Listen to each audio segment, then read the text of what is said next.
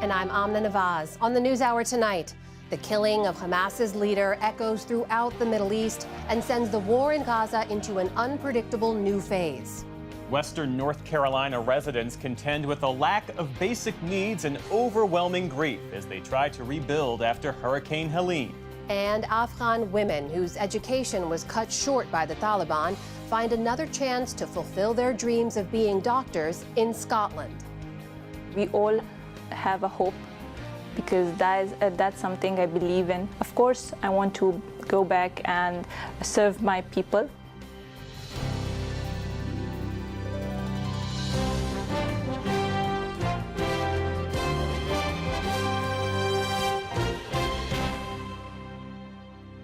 Major funding for the PBS NewsHour has been provided by the ongoing support of these individuals and institutions, and friends of the NewsHour, including Jim and Nancy Bildner, and the Robert and Virginia Schiller Foundation, the Judy and Peter Bloom Kovler Foundation, upholding freedom by strengthening democracies at home and abroad.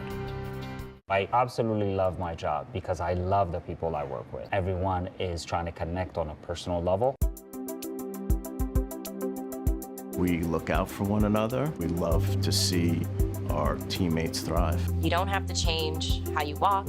You don't have to change how you talk. We can bring our authentic selves to work and do our best stuff. That's joy.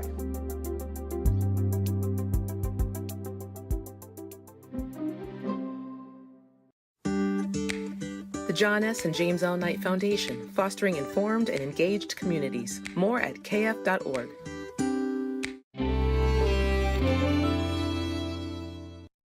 And with the ongoing support of these individuals and institutions.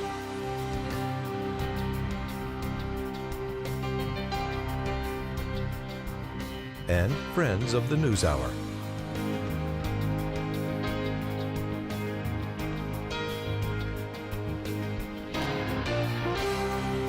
This program was made possible by the Corporation for Public Broadcasting and by contributions to your PBS station from viewers like you.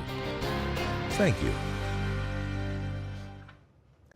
Welcome to the NewsHour. If the U.S. wants to use the death of Hamas leader Yahya Sinwar as an opportunity for peace, the warring sides today are publicly resisting. Hamas vowed to keep fighting. Lebanese Hezbollah announced a new phase of its war. And Israel announced more military deployments into northern Gaza and the Israeli border with Lebanon. Nick Schifrin starts our coverage.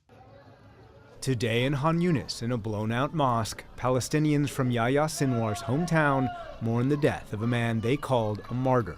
His final act, throwing a stick at an Israeli drone, before an Israeli tank, seen in new footage released today, fired and killed him. But one day after it announced his death, the Israeli military also announced it expanded operational activity in northern Gaza. Much of Hamas's leadership is dead, but Hamas fighters continue their attacks. And today, the group promised to keep it up and not give up its 100 Israeli hostages without a permanent ceasefire, said Deputy Hamas Chief Khalil al-Haya. Those prisoners will not return to you until the aggression on our people in Gaza is stopped and full withdrawal from it, as well as the release of our heroes, the prisoners, from the occupation jails. And we will continue with Hamas's path. And Israel vowed to continue what it called its limited operation in southern Lebanon, calling up another reserve brigade, said Israel's top general Herzi Halevi. We are very determined to strike Hezbollah as hard as possible, and we are making sure that every day there's a very tough surprise for Hezbollah. But the war has been difficult and deadly for Israeli soldiers buried today, and for Lebanese, including 13 killed in an Israeli airstrike on a municipal building whose funeral today was collective. Hezbollah is still launching rockets at Israel and today vowed a, quote, new phase of the war. Despite all the calls for more fighting, U.S. officials still hope Sinwar's death can produce momentum for a Gaza ceasefire. And Secretary of State Antony Blinken will soon make his 12th trip to see Israeli Prime Minister Benjamin Netanyahu. I told the Prime Minister of Israel yesterday, let's also make this moment an opportunity to seek a path to peace a better future in Gaza without Hamas. But President Biden also admitted today it would be harder to get a ceasefire in Gaza than it would be in Lebanon. What U.S. officials tell me is a reflection of their skepticism that Israel's maximalist goals in Gaza will change, or, Jeff, that Hamas will be willing to make compromise. And Nick, given Hamas's latest position on the negotiations, what does that suggest about what might come next and who this militant group might choose as their next leader? We spoke to a lot of experts and officials today, and all of them emphasize it's a little too early to know exactly where Hamas will proceed. But in the piece that we just showed, you heard that statement from the deputy leader of Hamas, Khalil al-Hayya. He is believed to represent the organization, not just himself. That suggests the fighting will continue, also that they're willing to negotiate, even if the opening public offer has been unacceptable to Israel. He is one of the possible successors to Sinwar.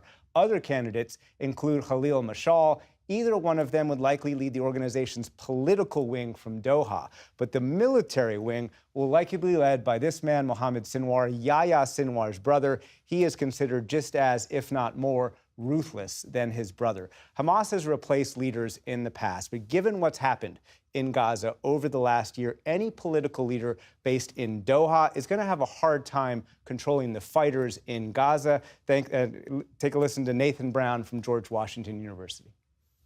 Hamas has well-oiled procedures. They've got ways to canvass people in jail, ways to canvass people who are underground in the West Bank, abroad, Gaza, and so on. But their mechanisms have never had to operate under a situation like this. I've got to believe the Hamas that comes out of this will be very, very different, probably leaner and perhaps a little bit meaner as people within the organization look to each other and say, what did you do in the war?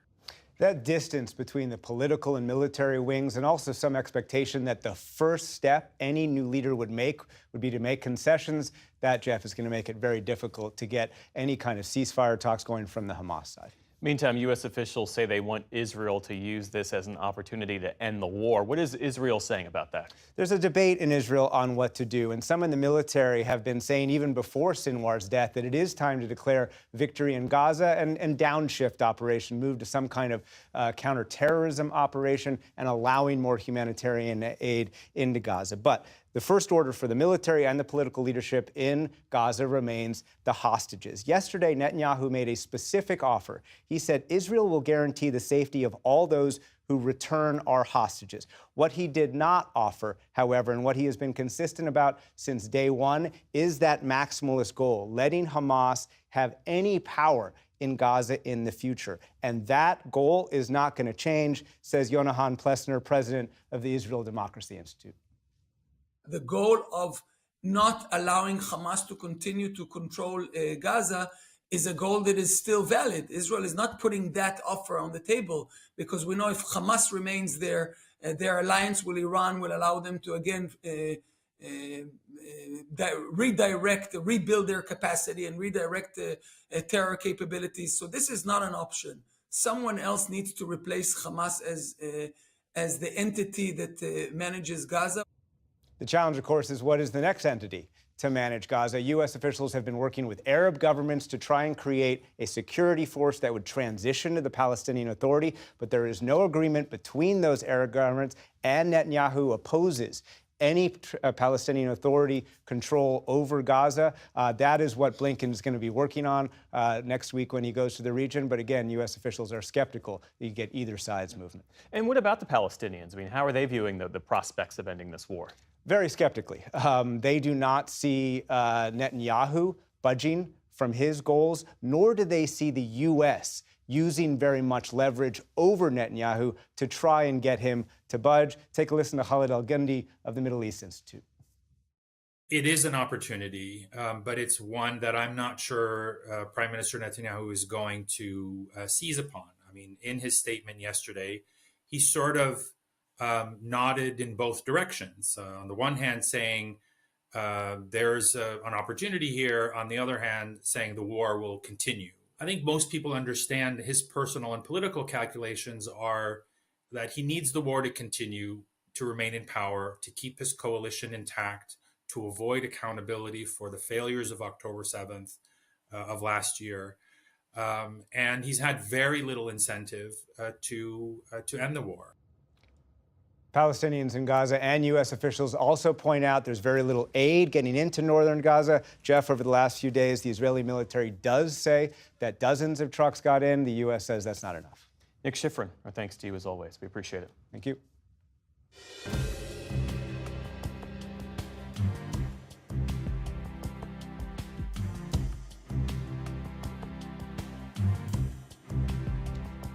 Shifting our focus now to the presidential race, both candidates have their eyes on Michigan today as early in-person voting starts tomorrow in part of that state. Former President Trump and Vice President Kamala Harris had busy schedules there today, and our Lisa Desjardins has this report. Well, we're back in Michigan. In Grand Rapids, before rallying supporters, Vice President Harris wanted to say something to reporters about her opponent. He's not doing the CNN town hall. He refuses to do another debate. And, you know, look, being president of the United States is probably one of the hardest jobs in the world. And so we really do need to ask if he's exhausted being on the campaign trail. Is he fit to do the job? This following a Politico report that the Trump campaign told one outlet he was too exhausted to go through with an interview.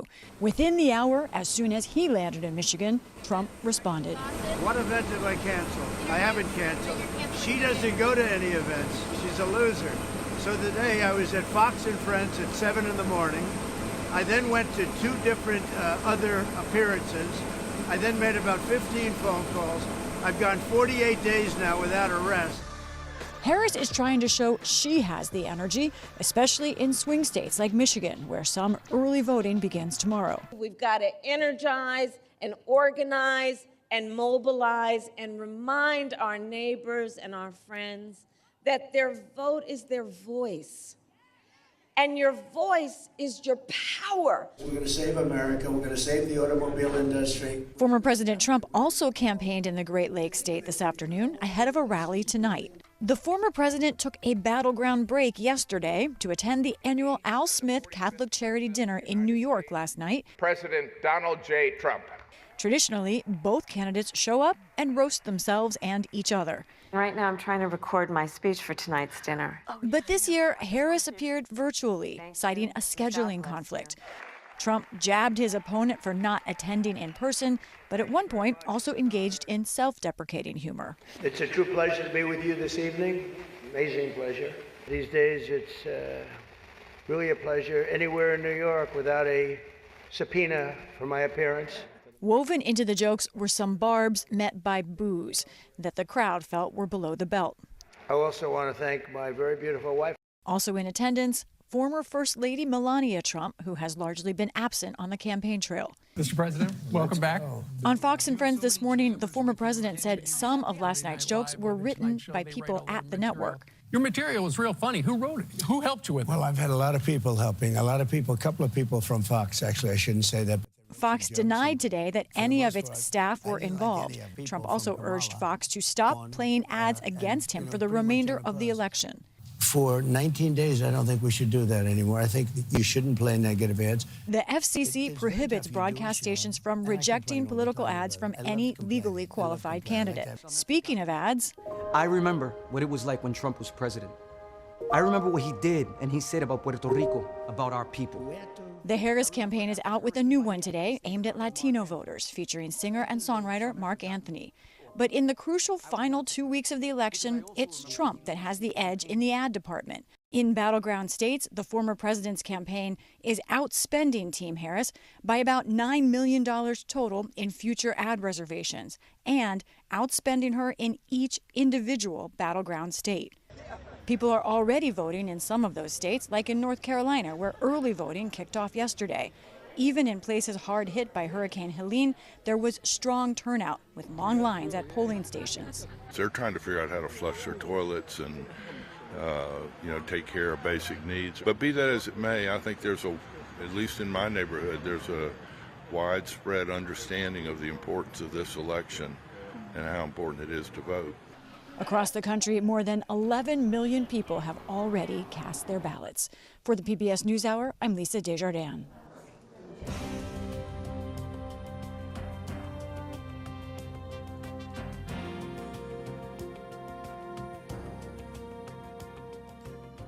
I'm Stephanie Tsai with NewsHour West. Here are the latest headlines. President Biden said Western allies must keep aid flowing to Ukraine, even as the U.S. heads toward a pivotal election next month. The president met with the leaders of Germany, France, and the U.K. in Berlin to discuss Ukraine and the Middle East. Speaking alongside his host, German Chancellor Olaf Scholz, Biden said Ukraine's allies must stand strong. America and Germany are the two largest supporters of Ukraine in its fight for survival as a free and independent nation. As Ukraine faces a tough winter, we must sustain our resolve, our effort, and our support. As he was leaving Germany, Biden told reporters that there is no consensus on allowing Ukraine to use Western-supplied weapons to strike deep into Russian territory. That is part of President Zelensky's so-called victory plan, which he says is necessary to end the war. Here in the U.S., a federal judge unsealed nearly 2,000 pages of documents filed by special counsel Jack Smith in the 2020 election interference case against former President Donald Trump. The evidence is mostly redacted, with entire pages labeled sealed, but U.S. District Court Judge Tanya Chutkan, denying a request by Trump's lawyers to keep the documents under wraps, wrote that withholding could itself constitute or appear to be election interference. Prior to the release, Trump blasted Chutkan on a right-wing podcast, calling her an evil person. In Texas, the state Supreme Court has halted what would have been the first execution in the country related to shaken baby syndrome. Robert Robertson faced lethal injection for the death of his daughter in 2002. Supporters say his conviction was based on flawed science. In a last-ditch legal bid, a bipartisan group of lawmakers issued Robertson a subpoena, calling on him to testify before a House committee next week. The Texas Supreme Court agreed to allow it. State Representative John Busey called the ruling unique, saying Robertson is an innocent man. He has a unique experience to tell, and we need to hear that testimony in committee on Monday. The entire country of Cuba went dark today after a major power plant failure east of Havana, leading to a collapse of the entire grid. The blackout comes just a day after the government stressed the need to save electricity amid ongoing fuel shortages. Officials canceled schools and shut some state-owned businesses to try and save electricity. The head of Cuba's energy utility blamed the shortages on an increase in demand from companies and the use of residential air conditioners. The blackout comes as millions of Cubans face shortages of food, fuel, and medicine amid a deepening economic crisis. Auto workers in Italy took to the streets today in the first national strike in 20 years. Tens of thousands of employees from the country's three main unions crisscrossed Rome, calling for the government to guarantee them more work amid a slowdown in auto production. The largest car maker, Stellantis, has slashed its output there by nearly 70% over 2 decades. Employees say there simply isn't enough work left for them to get by. People are working 6 days every 2 months. It is a direction that cannot go on. We are asking for investment. We are asking for solutions to problems. We are asking for work. Stellantis, which makes Fiat, Jeep, and Chrysler vehicles, warned earlier this year that it expects an annual loss of up to $11 billion. As a result, the company's CEO says Stellantis may have to lay off union workers and offer buyouts to salaried employees. Road safety officials are investigating Tesla's self-driving system after reports of 4 crashes, including one that killed a pedestrian. They occurred in low visibility conditions, including fog or glare from the sun. The National Highway Traffic Safety Administration says it will look into the car's ability to detect and respond appropriately in reduced visibility. The probe will cover more than 2 million Teslas from model years 2016 through 2024. The company has said that the system cannot drive itself and that human drivers must be ready to intervene at all times. Hundreds of residents near Oakland, California, were ordered to evacuate today after a fast-moving fire tore through their community. The 5-alarm Keller fire grew to more than a dozen acres before fire crews were able to stop it from advancing. At least 2 homes burned. No injuries were reported. The cause of the blaze remains unknown. Forecasters have issued red flag fire warnings across California until Saturday.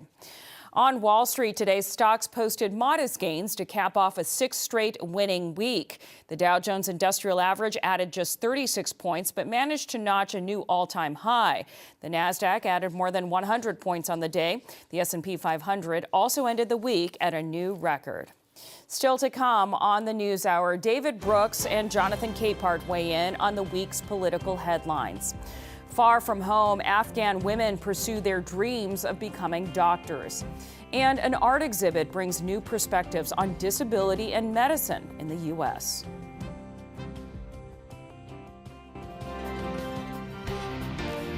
This is the PBS NewsHour from the David M. Rubenstein Studio at WETA in Washington, and in the West from the Walter Cronkite School of Journalism at Arizona State University. It has been more than 3 weeks since Hurricane Helene battered parts of the Southeast. The hardest hit state was North Carolina, where more than 90 people died, 81 people remain unaccounted for, and residents there face a long road to recovery. Laura Barone-Lopez has this report from Asheville. 42-year-old Patricia Miranda has lived at this Asheville mobile home for more than 2 decades. She's seen flooding in the city before, but nothing like Hurricane Helene. She captured this video on Facebook Live. Miranda says that day is still etched in the minds of her young children. My little one wakes up every day at the morning, Mommy, let's go, the water's coming. So how can I explain it? Everything is done. 3 weeks on, Miranda's trailer still has no power or drinkable water. Nearby tanks are filled with water for showering and flushing toilets. To make matters worse, temperatures in western North Carolina have dropped in recent days, with lows in the 30s. My house is really cold because that doesn't have no insulation under, so we have to wait. But thank God we have where we can sleep, where we can stay, and I'm able to cook for my family and for my neighbors. I have to keep going. I have to be strong for my family, especially for my kids. Late last month, Helene's fury stretched from Florida's Gulf Coast to the Appalachian Mountains. Torrential rain sent rivers and creeks in Asheville, as well as the rural communities that surround it, over their banks. This area, hundreds of miles from where Helene made landfall, found itself completely underwater in some parts and decimated by landslides in others. What you're looking at is family land. About 15 miles southeast of Asheville, Brian Craig lost far more than the family homes he grew up in. 11 of Craig's relatives were killed when the storm washed away this hillside, including his mother and father. Just a total shock. And it was like that for a week, you know, just couldn't believe it. Yeah, you hope it's a nightmare. You're gonna wake up and it's a nightmare, but that's probably the only way to explain it. As the Craigs prepare for days and days of funerals, they're also contemplating the future of the land they've owned for at least 80 years. The immediate response from everybody is, I'm moving. I can't live here. I don't think we will build anything here anymore. We're going to try to make it look beautiful again and maybe have a place to come have family reunions or people in the community can come have cookouts or something like that. I mean, that's what's next. We got to figure out what we're going to do after all the cleanup. And just get it to where it can be a place for us to come back to. While many communities here continue to grieve, they've also had to practice patience as crews work to remove debris and restore utilities. This storm knocked out both the main line and the redundant line. Asheville Mayor Esther Mannheimer says plenty of work remains. It could be weeks until residents have potable water again. Do you think that there's anything that could have been done differently to better prepare for something like this?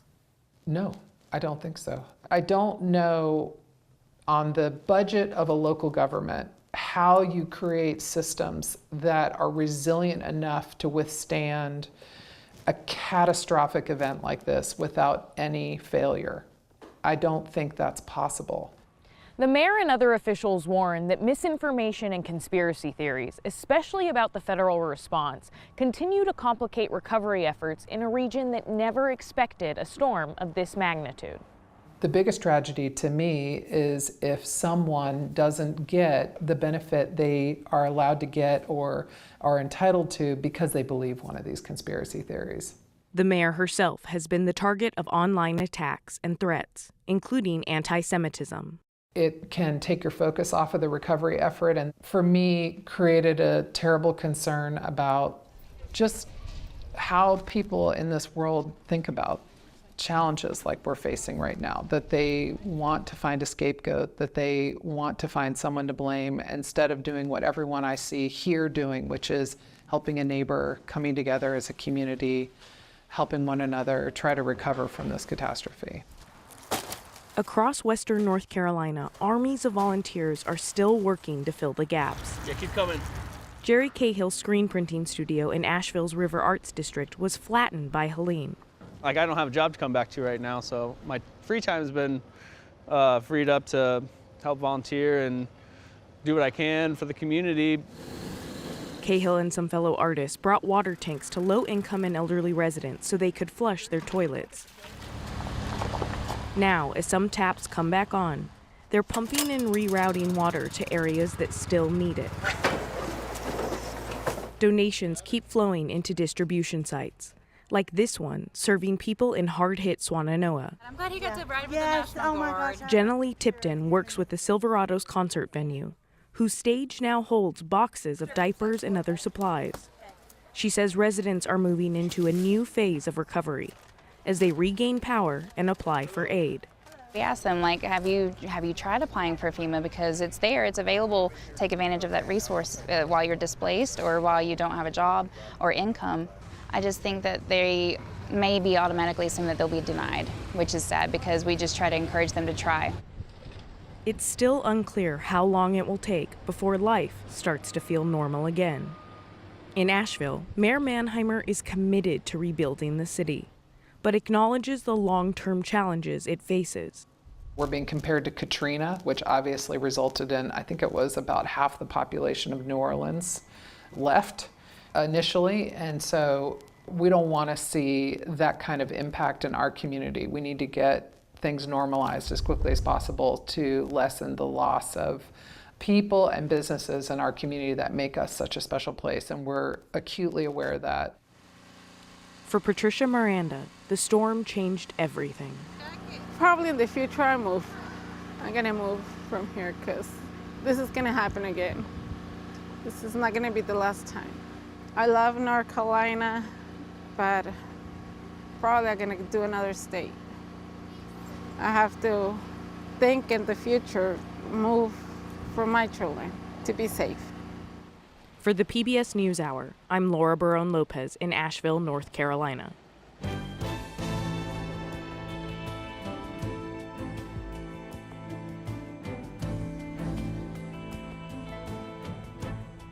This week saw the death of Hamas's leader, which could mark a turning point in the war in Gaza. And there were key moments in the presidential race with less than 3 weeks to go before Election Day. For all of that and more, we turn to the analysis of Brooks and Capehart. That is New York Times columnist David Brooks and Jonathan Capehart, associate editor for The Washington Post. Great to see you both. Let's start overseas. Because, David, as you know, the killing of Yahya Sinwar in Gaza, President Biden, Vice President Harris have said offers an opportunity for potential for peace in the region. Even former President Trump said that today. But Prime Minister Netanyahu has basically said he knows the war is not yet over. You study this and follow this closely. What do you see happening now? Yeah, I'm no big fan of Bibi Netanyahu, but I have to admit, over the last month, he's gone against world opinion and American opinion on a whole range of issues, and he's been absolutely right. They've seriously weakened Hezbollah. They've now seriously taken out the leadership, now almost the complete leadership of Hamas. So these are two Iranian-backed terror militias, and sometimes in war you have to defeat your enemies. So he's made them weaker. Obviously, there's still going to be Hamas. There's still going to be a very powerful Hezbollah, but he's made his enemies weaker. And in my view, that's served world peace. Now, is this a moment for him to turn the corner and now say, okay, we won? I have some sympathy with that view, but I could confess, unless you have access to Israeli intelligence and know how much of Hamas is still there. I don't think we can know that. And frankly, I don't think any Americans can know that. And I don't like trusting Bibi Netanyahu, but he's been making some right calls over the last month. Jonathan, how are you looking at, and specifically this piece of how much influence the U.S. and American leaders have or don't have over any of this? Well, for me, that's been the frustrating part.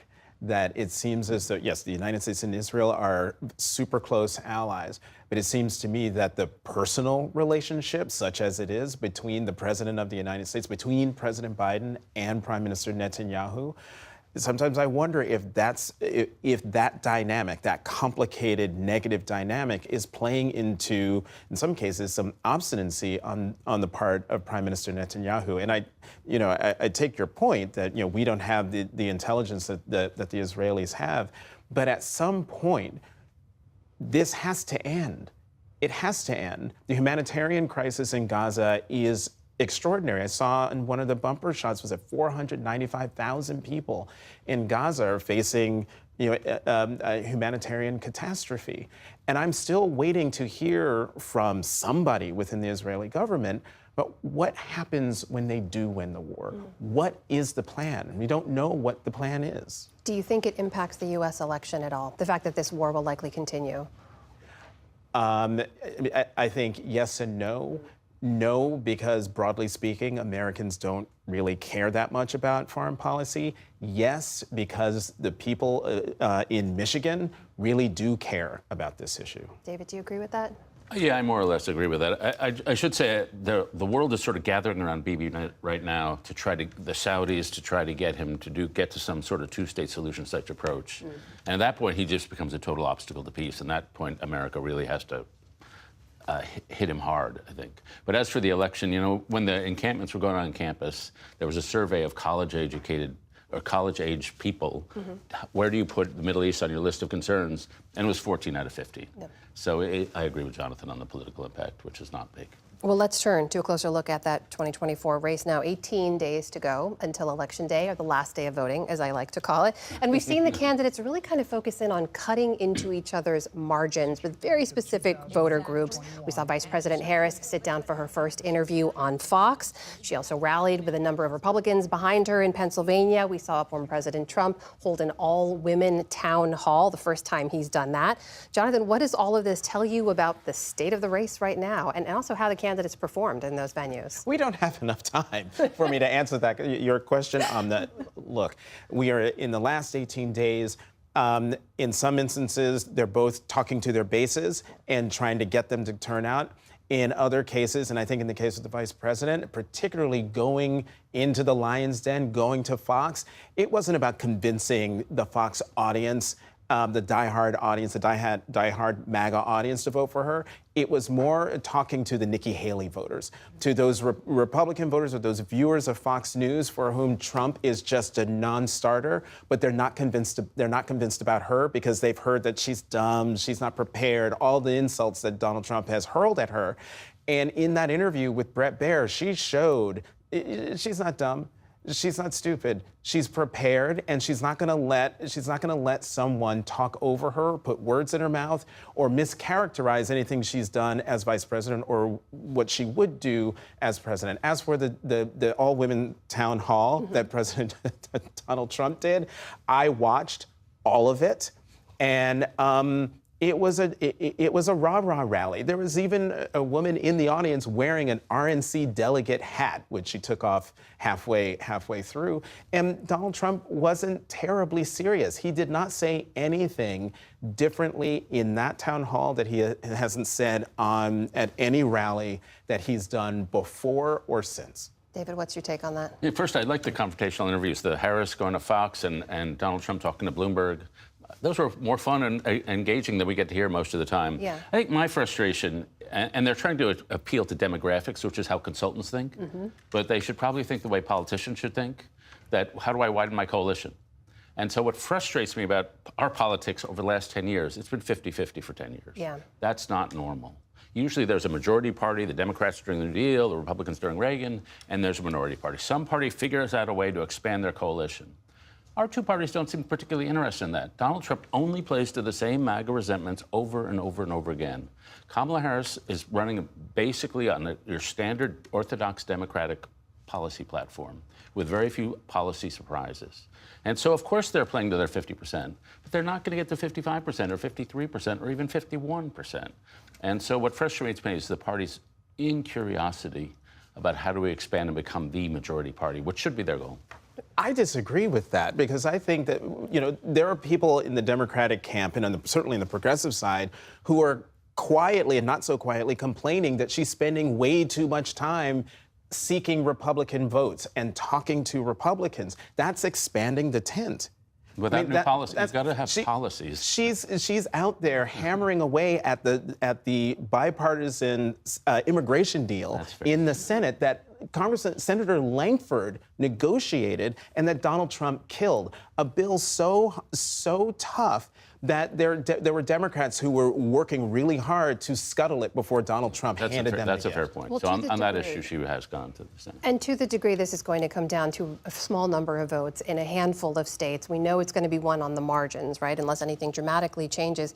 This other issue of the gender gap that we have seen, just a huge gender gap with a huge male advantage for former President Trump and a huge female advantage for Vice President Harris. And I just have to say, I'm asking all the smart men in my life this question because Harris continues to have weaker support with younger men who supported President Biden. And I just wonder why you think that is. Why do men have a problem supporting her? David? Yeah, well, my young men have been drifting away from the Democratic Party for a long time, and that's especially accelerating. And I don't want to downplay the role that sexism may play here, but you know, young men have lower graduation rates, lower grades, lower workforce participation rates, higher unemployment. Young men have been suffering and struggling over the last 10 years in an accelerating form. And so if you're alienated, Trump is sort of your meal ticket. And if you're alienated, well, the number one predictor of whether a young guy is going to go Democrat or Republican is this question: do you like Joe Rogan? And so there's a podcast industry serving these young guys. And it tends to be pretty conservative industries, ramping all the way to the insane Andrew Tate. And so I think they're alienated because of what's happened to young men recently.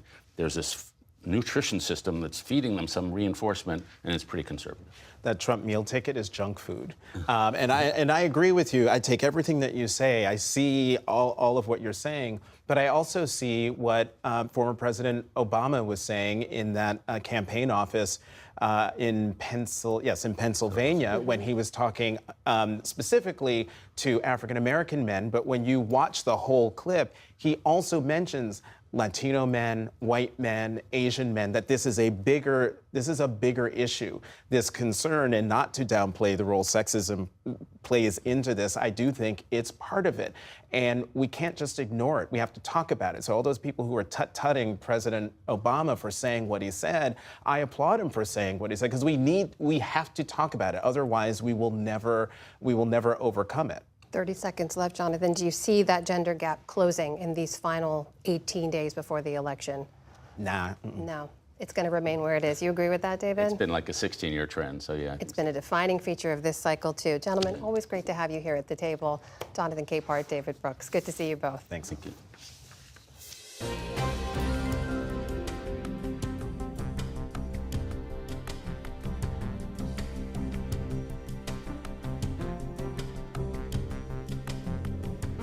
And now, a story about the power of determination and turning grief into a force for good. 19 talented Afghan female university students whose educations were cut short by the Taliban have been given the chance to fulfill their dreams in Scotland. They're all aiming to be doctors, and they have been given places at Scottish medical schools. As special correspondent Malcolm Brabant reports, the program is the legacy of a young Scottish aid worker killed in tragic circumstances in Afghanistan 14 years ago. St Andrews is the home of Scotland's most prestigious university. For trainee doctor Banin Sultani, it's worlds away from planet Taliban. I love Scotland. The people are so friendly. I love the people because their attitude is so much different. They're open-minded. I really love it. How do you feel about the freedom you have in Scotland? The freedom to be a woman? Yes. Actually, the freedom is something that existed in the soul of every human, and I think here is that opportunity. We can use from the freedom that every single human has, and here is the place I can use it. 15 miles north, Dundee's medical school has given Hajira Safi a second chance to become a doctor. She was 2 years away from qualifying when the Taliban cancelled her studies. Of course, it's a very heartbreaking and sad that you are stopped from going to university or going to give your exam. It's like you taking a basic human right from someone, and just like someone is breathing and just someone is eating something, you are taking that from them. How can they be surviving in that environment then? I'm on a ferry from the northwestern Scottish mainland going to the island of Lewis, which is part of the Hebrides archipelago. It's one of the most remote places in the United Kingdom. My journey, of course, is nothing compared to that of the Afghan students, but I'm going to see the remarkable people who have made it possible for the Afghans to become doctors. Is that her on top of the tank there? Yes, yeah. I haven't seen that one before.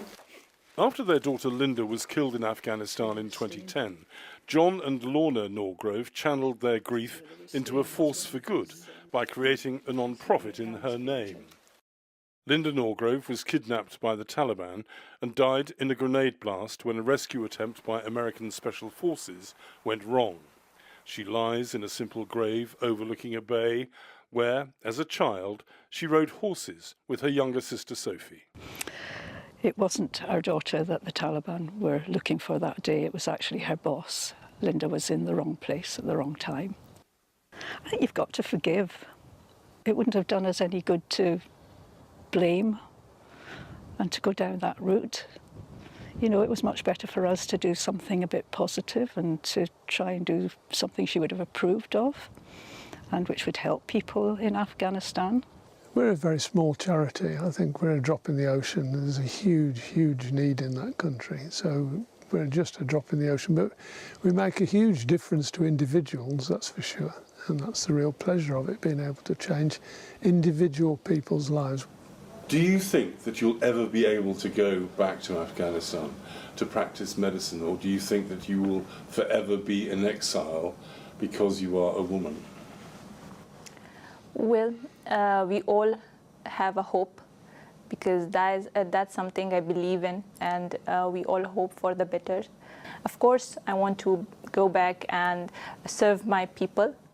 Under pressure from the Linda Norgrove Foundation, the Scottish Government amended education legislation to enable the Afghan students to receive free tuition and cost of living support. Ellie Hothersall Davis is head of undergraduate medicine. How much do you hope that the Taliban is actually watching what is happening here to perhaps learn that women are worth educating? I really hope that they see the value in educating women. I think to undermine that value is so counterproductive and will lead to everybody suffering. You need equality in education, equality in healthcare to look after everybody. Panna Mukit is a senior lecturer and clinical mentor at St Andrews Medical School. She says the Taliban's interpretation of Islam is wrong.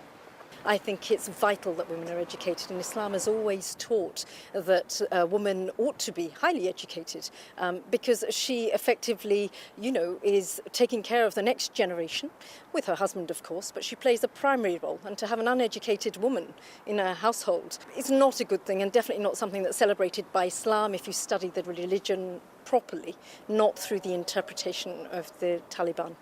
How determined are you to become a doctor? What sort of drive and ambition do you have? Actually, we are always asked that when you finish your medicine, are you supposed to go to your own country or be here? But I want to say, my aim is to serve the world, or serve the humanity, not the specific people in Afghanistan or other countries. What message would you send to women and girls in Afghanistan? That always believe on yourself, don't give up. After every dark night, there is a bright and shiny sunny day. So that's all in our life happens. Even I would always say this, that if you educate a man, you educate a man. If you educate a woman, you educate a generation. So always believe on that statement and stick to that. This is in Ethiopia. We went trekking in Ethiopia with her. While the Norgroves have attained serenity and joy from their charity work, they're fueled by the injustice of the Taliban regime. I am angry because I just can't understand their way of thinking. I just feel that the Taliban need women doctors. They don't want their women folk seen by male doctors. So perhaps a lot of women are going untreated. I know a lot of women are going untreated because there aren't the women doctors about. So why don't they let women study to become doctors? I just cannot get my head around that. We see lots of people in Afghanistan who are having an absolutely awful time, and you have the capability of changing their life, and that's a really good feeling. So that's what it comes down to at the end of the day. Do you feel that you're continuing the work that your daughter did? She was very passionate about helping women and children in Afghanistan, yes, and she would have been absolutely over the moon that we were doing that, we're able to do that. And the love the Norgroves have extended has created an unbreakable bond. I really thank them, and I hope to be able to do something to just compensate it for them. They are so kind, and I think like we are having a spiritual connection. Like we are far from our fathers and mothers, but we have another father and mother here. We are really connected with them. The 19 Afghan students will continue to enjoy the support of the Norgrove Foundation, but the non-profit's main focus remains women and children facing draconian restrictions far across the water in Afghanistan. For the PBS NewsHour, I'm Malcolm Brabant in Scotland.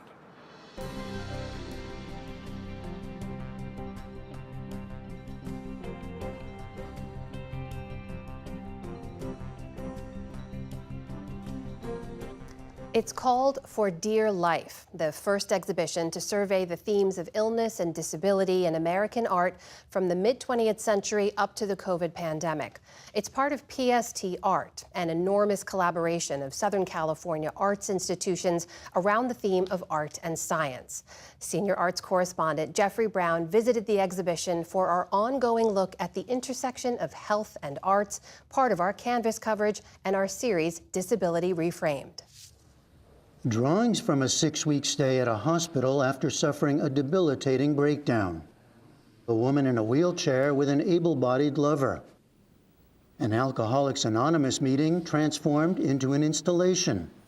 For Dear Life, Art, Medicine, and Disability, an exhibition at the Museum of Contemporary Art San Diego chronicles the experience of illness through art, what it looks like, how it feels.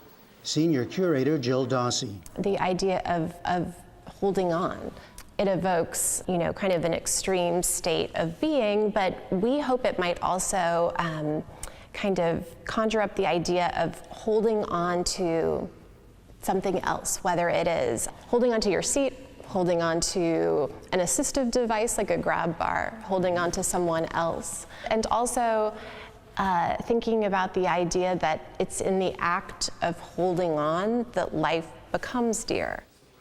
The exhibition offers decades worth of artists who lived the experience in many ways and incorporated them into their work.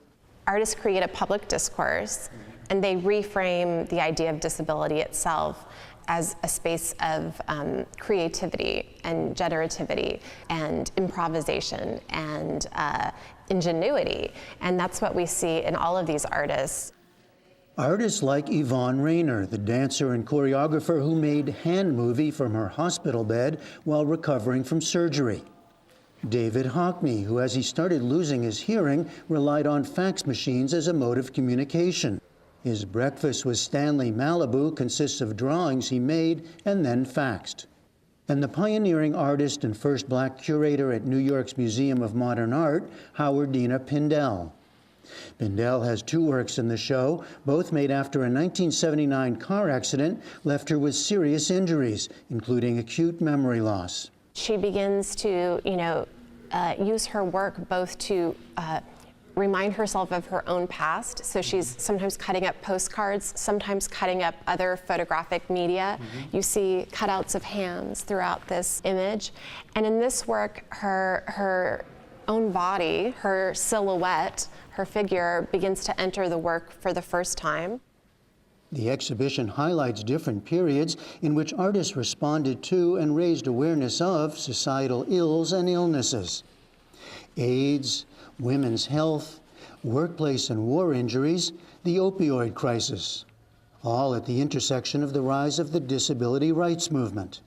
I'm deaf, hard of hearing. I wear hearing aids. I grew up in a hearing family, and I was integrated in hearing schools. The show also includes films like the 2023 documentary, The Tuba Thieves, by artist and filmmaker Allison O'Daniel. In a lot of ways, it's about a question of the ownership of sound, who gets to own it and who can take it. So the title of the film comes from the fact that tubas were stolen from 12 different high schools in Southern California. And when I heard the story, I identified with this potential experience that these band directors and high school students were having. The literal theft or loss of sound. Yeah. And then just, how they respond and react, and what they do to compensate, if they don't have the deepest, biggest sound. Being included in this historic show was meaningful for O'Daniel. Just to even walk through this exhibition, my voice is quivering because it's to see yourself in a history and in a lineage and contributing to these conversations that see ourselves as worthy of taking up some space and maybe redefining things, redefining sound and its value is remarkable to do as a deaf person. I've waited 25 years for a show as this one. In 1997, at age 44, the artist and then UC Berkeley art professor Catherine Sherwood had a cerebral hemorrhage, a type of stroke, paralyzing the right side of her body. The two large paintings in the show from 1999 and 2001 are among the first she was able to complete in the aftermath, working in a new way. My left hand is the more freer hand because I didn't have as much control over it. So I immediately scaled up my painting so that I could have broad strokes instead of, tiny ones. Relearning the whole process. Yes, to paint sitting down instead of standing up was part of it. Did you think about painting in a different way afterwards? Well, before I would think, when people would mention healing and art, I would just sort of roll my eyes. And then I was in a situation where it absolutely was mandatory for me as a painter to explore what I was going through. She also started teaching in Berkeley's Disability Studies program, a class titled Art, Medicine, and Disability, from which this exhibition takes its subtitle. It's really an inside look, an inside perspective of embodiment, how your body affects your existence. The definition of disability is intentionally broad to signal affinities between a wide array of conditions, says senior curator Jill Dawsey. To remind us that all of us experience illness and disability throughout our lives, or we will. Filmmaker Allison O'Daniel echoes a similar sentiment. Everybody dies from something that happens with their body. If everybody had a more, a healthier, progressive view of disability and were actually considering it, I think they would not be so resistant and fighting their own aging bodies. And we would just have healthier, more accepting relationships to what does inevitably happen to everyone. For Dear Life runs until early February. For the PBS NewsHour, I'm Jeffrey Brown at the Museum of Contemporary Art San Diego in La Jolla, California.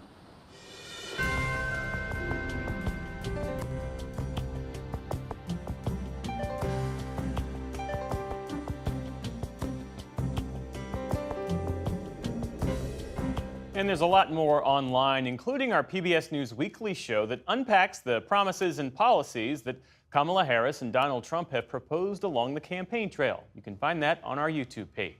And be sure to tune into Washington Week with The Atlantic tonight for a look at Harris and Trump's closing arguments and what's next for the war in Gaza. And on PBS News Weekend tomorrow, we check in on Pennsylvania politics as the control of Congress and the White House hangs in the balance. And that is the NewsHour for tonight. I'm Jeff Bennett. And I'm Amna Nawaz. On behalf of the entire NewsHour team, thank you for joining us and have a great weekend. Major funding for the PBS NewsHour has been provided by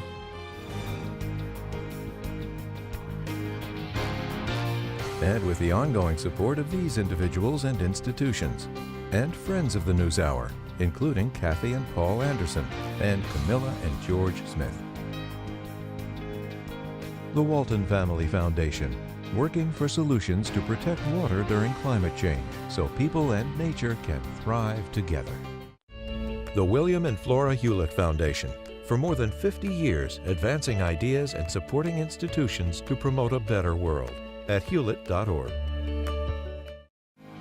And with the ongoing support of these individuals and institutions.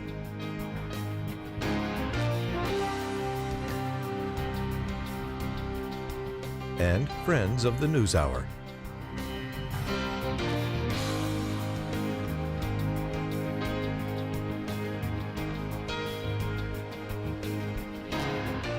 This program was made possible by the Corporation for Public Broadcasting and by contributions to your PBS station from viewers like you. Thank you.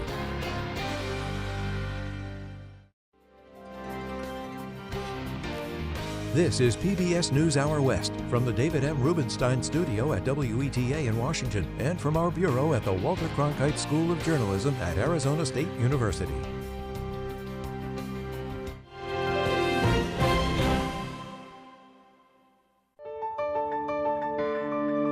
You're watching PBS.